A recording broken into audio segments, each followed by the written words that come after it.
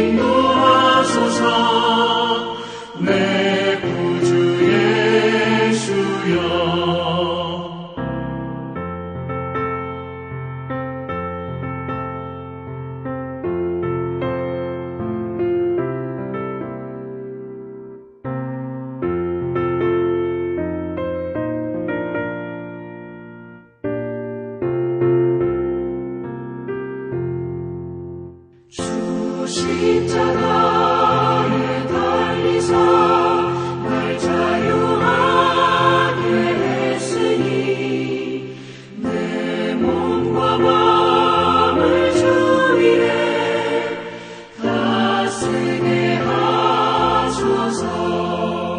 나 구주 위에 살리라. 내 기쁨 한량 없으리. 갈 길이 인도하소서. 내 구주 예수여. 아멘.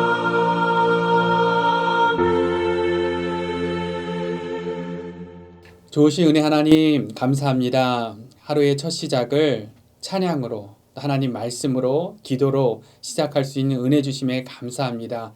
찬양으로 고백했던 것처럼 우리를 대속하신 예수 그리스도의 그 은혜에 감사하며 예수 그리스도께 우리의 모든 것을 드리며 왕 대신 예수님을 따라 승리하는 그런 복된 하루 될 수 있도록 우리와 동행하여 주시옵소서. 오늘도 우리에게 귀한 말씀 주심에 감사합니다.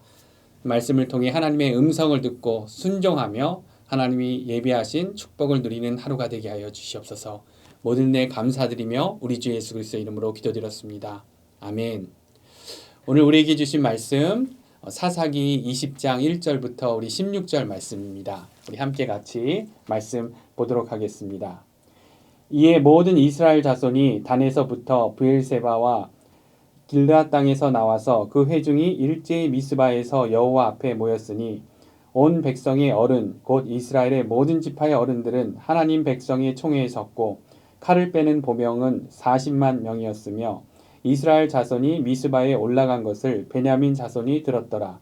이스라엘 자손이 이르되 이 악한 일이 어떻게 일어났는지 우리에게 말하라 하니 레위 사람 곧 죽임을 당한 여인의 남편이 대답하여 이르되 내가 내 첩과 더불어 베냐민에 속한 기브아에 유숙하러 갔더니 기브아 사람들이 나를 치러 일어나서 밤에 내가 묵고 있던 집을 에워싸고 나를 죽이려 하고 내 첩을 욕보여 그를 죽게 한지라. 내가 내 첩의 시체를 거두어 쪼개서 이스라엘 기업의 온 땅에 보냈나니 이는 그들이 이스라엘 중에서 음행과 망령된 일을 행하였기 때문이라. 이스라엘 자손들아 너희가 다 여기 있은즉 너희의 의견과 방책을 낼지니라 하니라.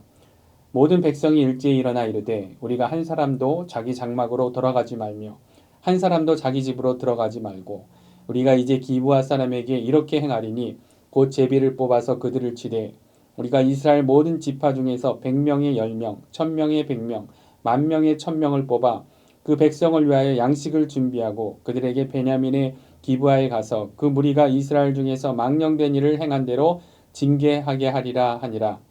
이와 같이 이스라엘 모든 사람이 하나같이 합심으로 그 성읍을 치려고 모였더라.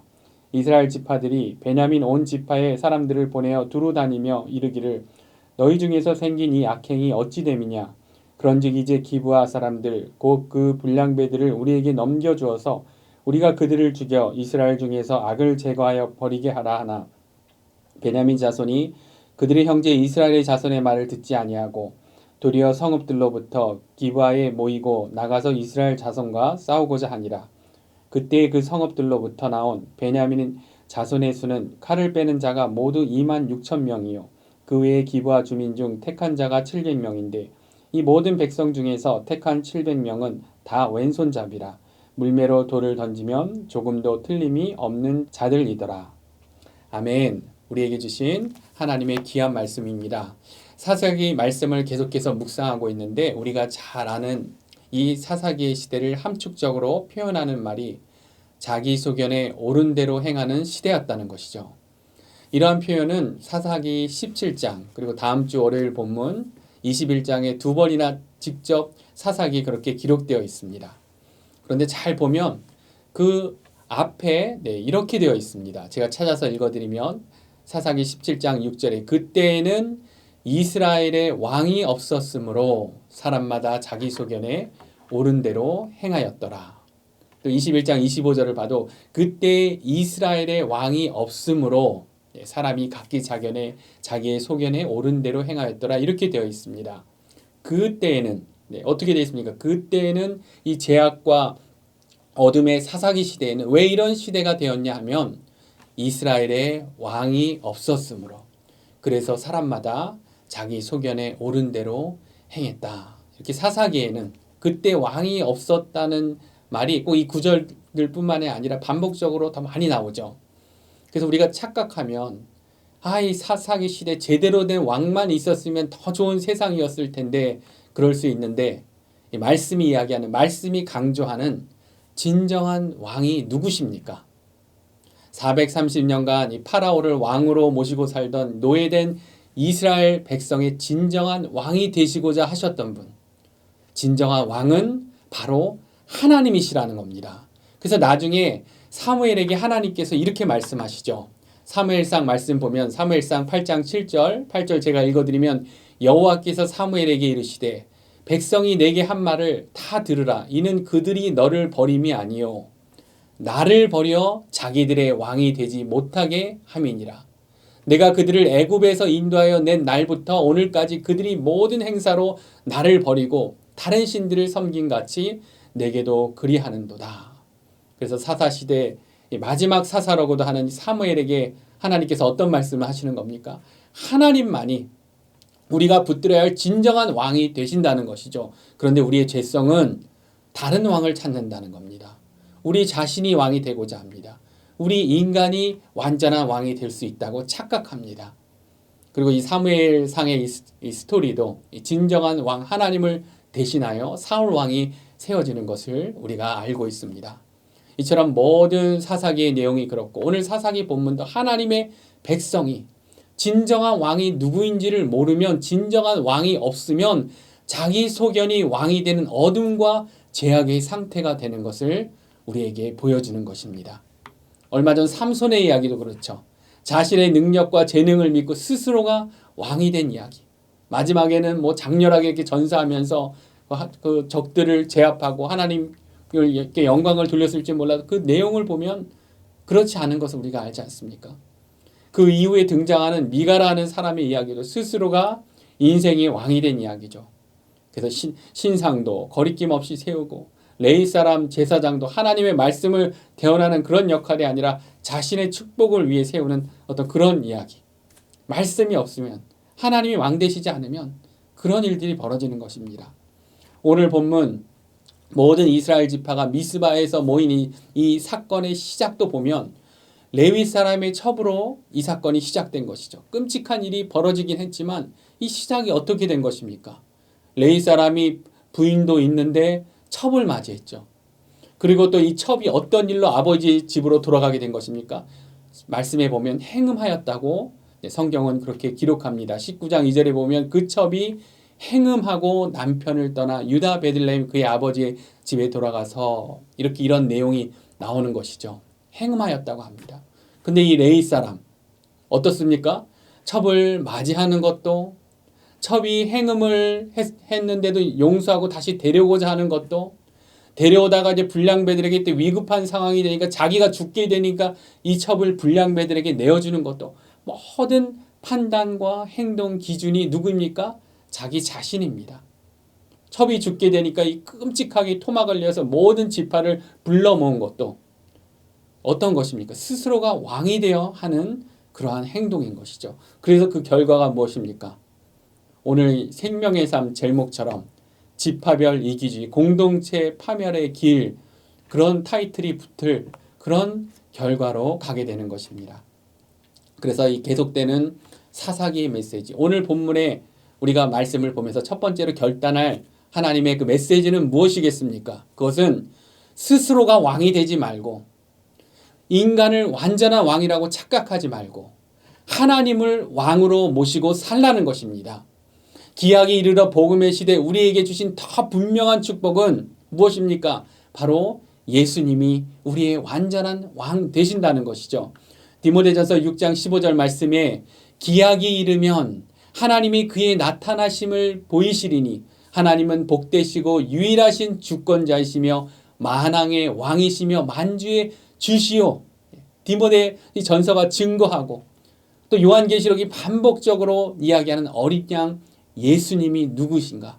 바로 만왕의 왕, 만주의 주시라는 것이죠. 요한계시록 보면 17장 14절에 그들이 어린 양과 더불어 싸우려니와 어린 양은 만주의 주시오 만왕의 왕이심으로 그들을 이기실 터이요 또 그와 함께 있는 자들 곧 부르심을 받고 택하심을 받은 진실한 자들도 이기리로다. 네. 만왕의 왕, 만주의 주, 그러니까 누구신지를 분명하게 이야기하는 것이죠. 또 19장 16절 말씀에도 이렇습니다. 그 옷과 그 다리에 이름을 쓴 것이 있으니 만왕의 왕이요 만주의 주라 하였더라. 그래서 흰 말을 타시고 앞서 싸우시는 대장 되신 그러한 분, 예수님이 우리의 진정한 왕이 되십니다. 그리고 진정한 왕을 모시고 산다는 것은 예수님의 말씀으로, 예수님의 약속으로 내 인생 내 것이 아니라 예수님이 우리 인생에 주신 비전으로 살아간다는 것입니다. 내 능력, 내 경험, 내 건강함 의지하여 내가 왕이 되면 우리는 실망할 수밖에 없습니다. 아니면 또 그 어떤 사람의 능력으로 어떤 인간을 왕처럼 섬기고 기대하면 얼마나 우리가 실망하게 됩니까? 인간은 결코 진정한 왕이 될 수 없습니다. 인간을 왕처럼 의지하면 우리가 실망하게 됩니다. 우리가 의지하고 순종할 반석 같은 변함없는 진정한 왕, 모든 만왕의 왕, 만주의 주는 예수 그리스도인 것입니다. 그래서 이 팬데믹 시대에도 감사한 것은 왕 되신 하나님을 우리가 의지하기 위해 말씀을 날마다 이렇게 영상으로도 붙잡으시는 것이죠. 또 다락방에서도 이 팬데믹 때문에 직접 모이지 못해도 이 다락방자님들 수고하며 비대면으로 말씀을 나누고 하는 것. 팬데믹 또 시대에도 이 온라인으로 이 온라인 성경 공부도 얼마나 이 감사한지. 올해 정말 많은 분들이 이러한 그 영상으로도 온라인으로도 성경 공부에 참여하셨고 또 지금도 여러 성경 공부가 진행되고 있습니다. 얼마나 감사한지요. 근데 이게 너무 잘하시는 거죠. 사사기 시대가 아니라 왕 되신 예수님의 말씀과 약속이 우리 삶의 중심이 돼야 되기 때문입니다. 그래서 오늘 말씀을 우리가 보면서 이 사사기 시대를 생각하면서 우리의 할 일, 말씀으로 왕 되신 하나님에 대해, 왕 되신 예수 그리스도에 대해 더욱더 알아가고 그 명령에 순종하며 우리에게 예비하신 축복을 누리는 우리가 되기를 원합니다. 두 번째로 오늘 또 말씀을 통해 한 가지 더 결단할 것은 사사기 같은 시대에는 이러한 시대, 하나님의 백성이 가장 우선적으로 해야 될 일, 그것은 회개임을 알게 됩니다. 그래서 이 회개는 예수님을 만날 때 그때 막 전심으로 딱 한 번만 그 회개하면 된다고 주장하는 그런 사람도 있지만 그것은 잘못된 믿음인 것이죠. 성경적이지 않은 그러한 믿음인 것이죠. 하나님의 말씀 기준이 없으면 우리의 죄가 드러날 것도 없고 회개할 일도 없습니다. 그러나 말씀으로 찔림이 되면 하나님의 그 기준에 우리가 벗어나 있으면 우리는 예수 그리스도의 약속을 붙들고 회개하며 하나님께로 예수님 만난 그 순간뿐만 아니라 하늘나라 가는 그날까지 계속해서 회개하며 하나님께로 향하고 나아가야 하는 것입니다. 오늘 본문의 이 베냐민 지파가 첩에게 악을 행한 이 기브아 사람 불량배들을 이스라엘 지파에게 내어주지 않고 이 싸우려고 하는 그러한 장면이 나오죠. 그래서 13절, 14절 보면은 그런즉 이제 기브아 사람들 곧 그 불량배들을 우리에게 넘겨주어서 우리가 그들을 죽여 이스라엘 중에서 악을 제거하여 버리게 하라. 하나 베냐민 자손이 그들의 형제 이스라엘 자손의 말을 듣지 아니하고 도리어 성읍들로부터 기브아에 모이고 싸우고자 하는 그러한 내용이 나옵니다. 왜 이렇게 했을까? 왜 그 불량배들을 내어주면 해결됐을 텐데 왜 이렇게 했을까 생각해 보면 이 지금 악을 제거하겠다고 하는 이스라엘 자손들 알고 보면 이 베냐민 지파 사람들이 생각 보면 너희들도 똑같은 그런 사람들이라는 거죠. 이 첩이 왜 아버지의 그 집에 있다가 다시 돌아가는 중이었는가? 음행의 이유 때문이었다. 그것도 아마 알려졌을 것입니다. 그리고 이 사건만이 아니라 자기 소견의 그 좋은 대로 그 행하고 있는 악한 시대 너희들 지파에도 보면 악한 자들이 수두룩한데 누가 누굴 심판한다고 하는 거냐 뭐 이런 이유가 아니겠습니까? 사사기가 보여주는 것 하나님의 그 말씀이 없기 때문에 모두가 악으로 치닫고 있는 그러한 시대인 것입니다. 그러나 하나님의 말씀이 다시 우리 삶의 기준이 되면 우리는 회개하는 삶이 되어야 합니다. 우리의 생각과 행동만이 아니라 우리의 마음을 들여다보면 우리의 마음이 얼마나 악한지 그 악한 생각과 행동이 나오게 하는 우리의 마음을 살피며 날마다 회개로 하나님께로 나아가야 합니다. 오늘 특별히 본문에 보면 미스바에서 함께 모이는 장면이 나옵니다. 오늘 사사기 20장의 내용은 하나님이 아니라 자신들이 심판자 되어 좋지 않은 어떤 결과를 맞이하게 되지만 그래도 모든 지파가 공동체가 함께 모여서 얼마나 이 사사기 시대 얼마나 이 심각한 상태로 죄악으로 치닫고 있는지 자신들의 죄악을 살피게 되었다는 것 그것은 큰 의미가 있다고 생각합니다. 그리고 나중에 이 사무엘상의 말씀을 보면 사무엘이 이곳 미스바에 다시 이스라엘 백성들과 함께 모여서 회개를 하는 그러한 내용이 나옵니다. 그래서 제가 사무엘상 7장 6절 읽어드리면 그들이 미스바에 모여 물을 길어 여호와 앞에 붓고 그날 종일 금식하고 거기에서 이르되 우리가 여호와께 범죄하였나이다 하니라 사무엘이 미스바에서 이스라엘 자손을 다스리니라 라는 이런 내용이 나옵니다. 이 미스바라는 이 장소 그래서 지금도 몇 개의 장소가 거론되지만 나비 사무엘이라고 부르는 장소를 유력한 장소로 봅니다. 그래서 사진에 보이는 그러한 이 장소죠. 이스라엘 중앙의 이 높은 지역 예루살렘이 북쪽에 있어서 이 나비 사무엘에서 쫙 보면 저 멀리 예루살렘이 이렇게 보이는 곳입니다. 그래서 이 유럽부터 온 이 십자군들이 3년 넘게 그렇게 먼 거리를 예루살렘을 향해 왔는데 이제 저 멀리는 예루살렘을 앞두고 바라보면서 눈물을 흘린 곳, 기쁨의 산이라고도 부르는 그러한 장소인 것이죠. 그런데 진정한 왕 없이 자기의 그 소견대로 죄악대로 완전히 가버린 그러한 사사기 시대, 회개로부터 하나님께로 돌이키는데 그런 회개를 생각한다면 개인이 죄악으로부터 돌이키며 하나님께라도 나아가지만 우리에게도 이 미스바 같은 곳이 필요하다는 것입니다. 이 미스바는 사무엘이 그렇게 했던 것처럼 공동체 회개의 영성입니다. 우리 공동체의 죄악을 함께 살필 수 있는 것. 서로의 죄악을 고백하며 함께 회개하며 하나님께로 돌이키고 격려할 수 있는 것. 오늘 본문의 미스바는 죄인들이 스스로 심판자가 되어 죄인을 심판하겠다고 그렇게 모였지만 사무엘 시대의 미스바처럼 공동체 회개 영성을 잊지 말아야 하는 것입니다. 그래서 우리가 공동체를 생각할 때 그 공동체가 성숙한 공동체인가 아닌가 작게는 이 성숙한 다락방인가 아닌가를 알 수 있게 하는 것. 그래서 서로 사랑으로 잘 지내고 잘 섬기고 하면 그러면 성숙한 거 아닌가? 충분히 성숙한 거 아닌가?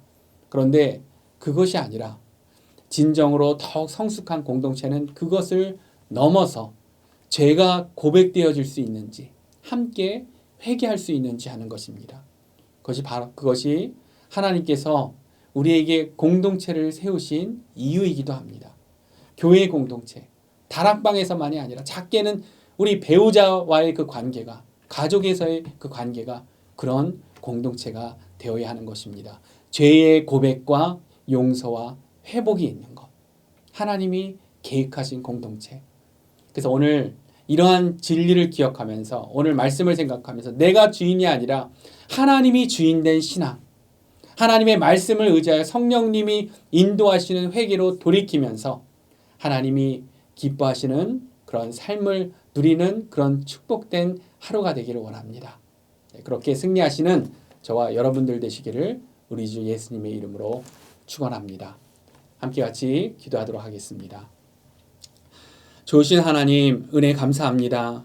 정말 왕이 없으므로 자기 소견에 옳은 대로 가는 그 사사기 시대, 이 시대의 모습을 보면서 하나님 오히려 우리의 진정한 왕 대신 예수님께서 우리와 함께 하시다는 것이 얼마나 큰 축복이고 우리가 갖고 있는 큰 특권인가를 다시금 생각하게 합니다. 하나님, 그러한 예수님을 더욱더 의지하는 삶이 되기를 원합니다. 예수님이 우리에게 주셨던 그 약속을 더 붙들기 원합니다. 예수님께서 우리에게 말씀하신 그 말씀이 우리 삶의 기준이 되어지기를 원합니다. 우리 안에 계신 성령님께서 우리를 인도하셔서 하나님의 말씀으로 우리에게 찔림이 된다면 하나님 앞에 회개하며 더욱더 하나님께로 나아가는 그런 하나님의 복된 백성 될 수 있도록 주님께서 우리를 인도하여 주시옵소서. 오늘 하루도 주님께 맡기며 감사드리며 우리의 반석 되신 우리 주 예수 그리스도 이름으로 기도드렸습니다. 아멘. 우리 계속해서 기도하면서 하나님께 나아가도록 하겠습니다. 오늘도 축복된 하루 되십시오.